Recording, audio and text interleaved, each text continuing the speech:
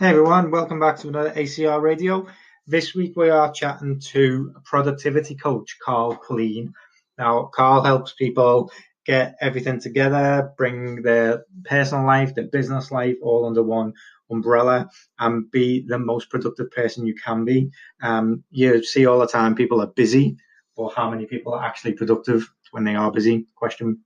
Um, what we talk about is a lot of what Carl has been through in his journey, what he has produced himself, his own programs, his own online learning courses, as well as the challenges that he's come up with in terms of capturing data, processing data, deciding whether something is a piece of reference, whether it's actionable. If it's not actionable, what do we do with it?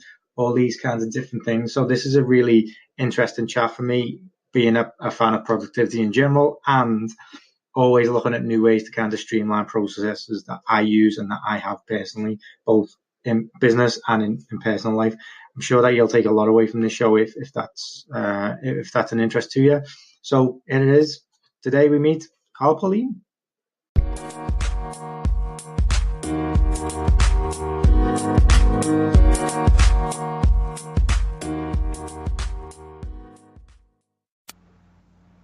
Okay, so this week on the show we have got Carl Pullein. He is a productivity mentor, a teacher, a coach. Carl, welcome to the show. And as I say to everyone who comes on, we really appreciate the time and really appreciate you coming on and speaking to us and kind of lending your experience to all our guys. So if you would like to introduce yourself and let us know what you're up to, how you came to be what you are today. Well, thank you very much, Brad, for having me on your show. Well, my name is Carl Pullein, and I suppose if you put it in a nutshell, I help people to become better organized and more productive through my YouTube channel, podcast, blog, online courses, you name it, I do it. And I also teach English to students over here in Korea, or as I originally come from the UK, I come from Leeds. Okay. But for the last 16 years, I've lived and worked over here in Asia, in South Korea, and I love it. Okay, first question then, how did the move to Korea come about? Was that part of your work? Was it a kind of a decision that you want to move somewhere else and try something different, and the productivity came as an extra on the back of it? What caused the move?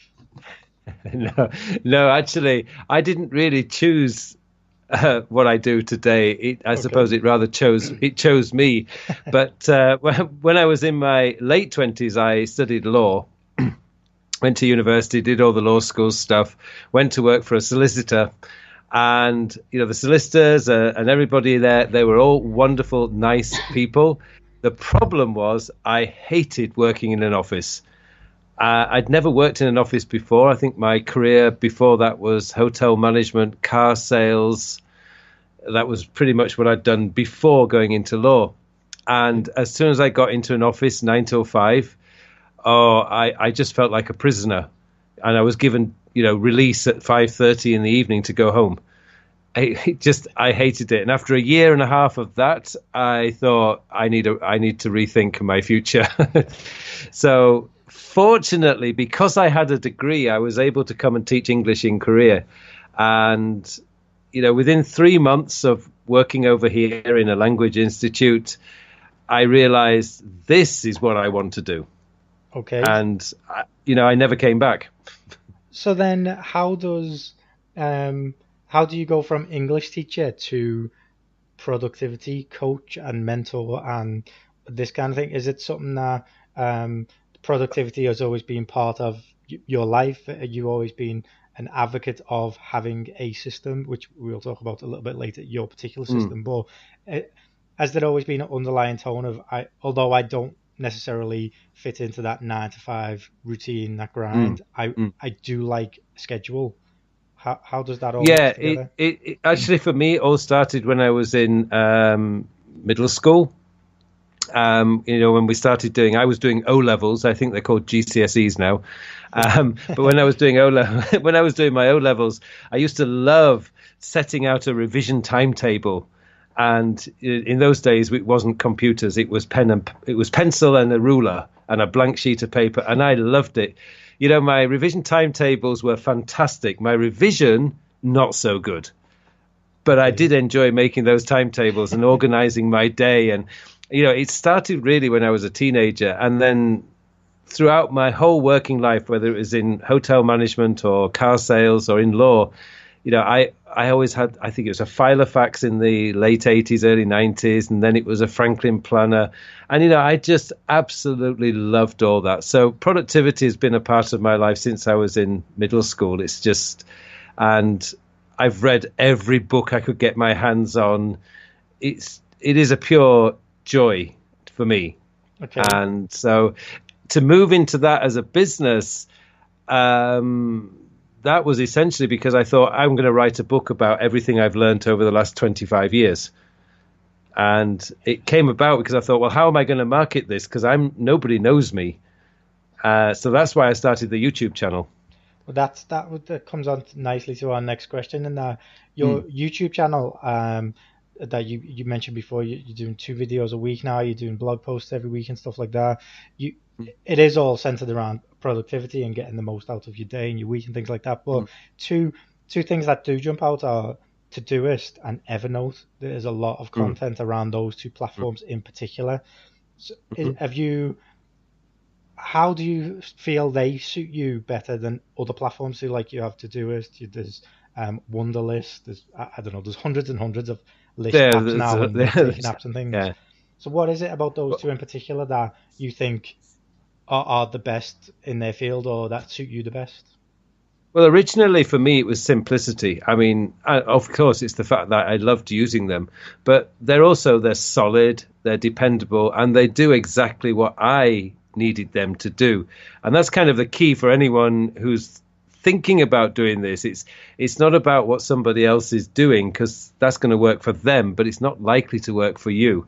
It's what works for you. And for me, it was Todoist and Evernote. And actually, I realized that this month I've been using Evernote now for 10 years. 9 years this year. 9 years this year. 9 years, wow. And the beauty of Evernote particularly is that it's strong enough with features for the power users, but it's still simple enough for anyone to use. Yeah. And it's just so solid and dependable. And to me, that's the most important thing. I don't want crashes, freezes, and lost data. When I put something into Evernote, as I suppose you call it, throw something into Evernote, I know it's going to stay there. So then how have they evolved over time, and how was your use of those 2 platforms in particular? Because I use Todoist and I've done for a couple of years now, and I absolutely love it. I use Trello with a couple of clients that I have, and like for kind of project management stuff, but I always end up going back to Todoist for exactly what you said. It's simple, but it's really, really effective. So if using platforms like that, like you mentioned before, Evernote, you've used 9 years now. How have they evolved, and how has your use of them evolved over time? Well, actually, I think with Todoist, the biggest change I've had in the last 12 months is I'm focusing more on areas of my life. So like health and fitness, mentor, teacher, each one of those for me now has a category. I never used to do that. I used to use Todoist as a project manager. Yeah. And it was something actually that I picked up from Tony Robbins, who was talking about, he has a system called OPA, which is I can never remember. It's got so many different names. Outcome, purpose. OPA is outcome, purpose, and massive action plan. Oh, that's okay. basically what it is. But the idea is that the purpose side is the most important thing. That's the why. Why do you want to do this project? Why are you doing this project? But you take that into your personal life is, why do you want to be fit and healthy? Why do you want to be a teacher? It's all the things that can help you to become a better mentor, a better teacher, a better athlete. And I just loved that idea. So in the last 12 months, that's how it's evolved. Todoist for me, though, one of the reasons I will probably stay with it forever is simply because they don't throw out too many features. Yeah. And when they do throw features out, I found they've been very useful.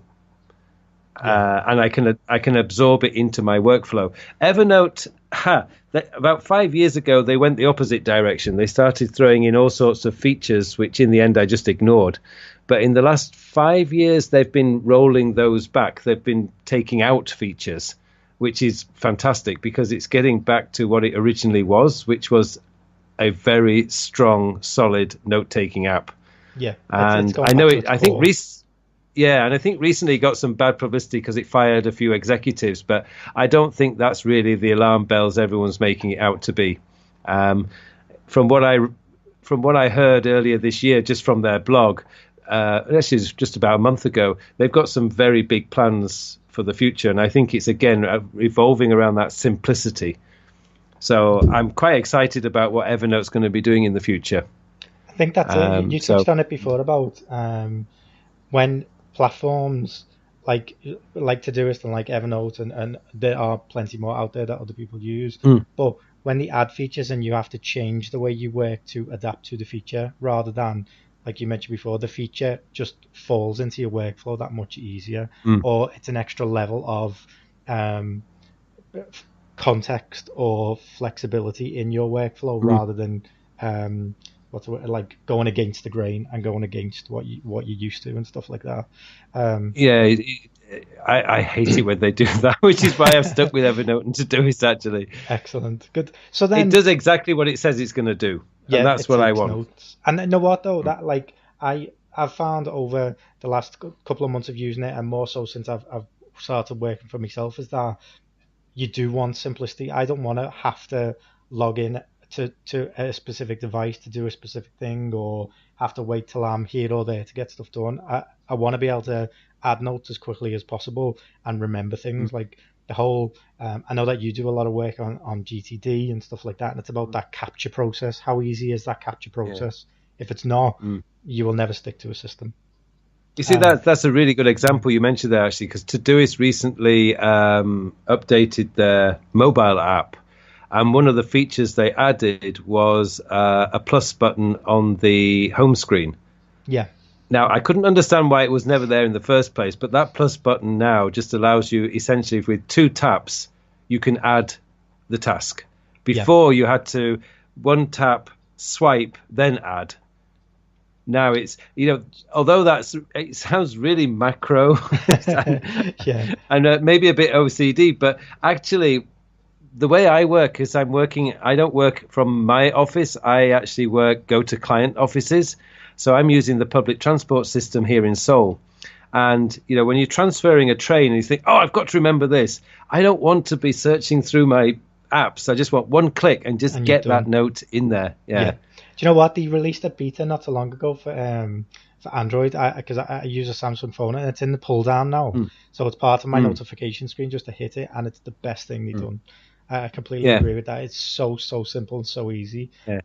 So with that then, when you're coaching people and when you're mentoring people and trying to implement different systems and remove things as well because they overcomplicate them and things like that, what's the biggest problem you encounter when you're helping people, or what's the biggest issue that you encounter? The biggest one, and it's the common in pretty much everybody I've been coaching, is over complexity. Now, it's not the apps this time; it's actually the human condition. It's something, I don't know why we do it, and I think all humans have this urge. It's when we've got something working, we then think we can improve it. Yeah. And more often than not, we think we can improve it by adding something. I always think of it like it's a little bit like interior design. If you've got this beautiful room with nothing in it, we'll probably begin by adding a sofa, and then we'll probably need to add the TV, and then a rug, and then a coffee table. And before long, you've got shelves everywhere, rugs everywhere. And what was originally a beautiful, clean, airy room has just become a cluttered mess. Yeah, but it hasn't. Yeah, it didn't become a cluttered mess in one step. It took several steps and probably several years, but it eventually has become, because we keep thinking we can improve it. We'll add an ornament here and we'll add a lamp there, and you've just lost the whole